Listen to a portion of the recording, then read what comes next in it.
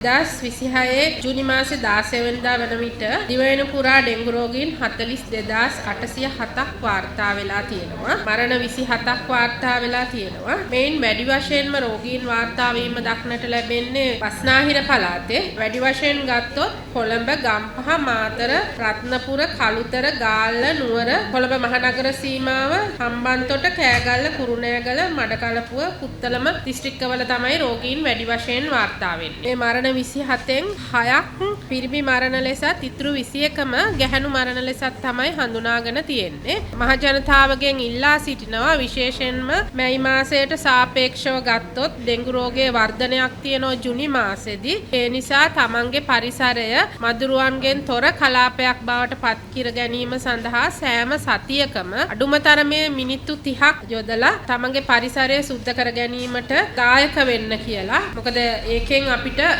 මේ රෝගය පාලනය කරගන්න හැකි.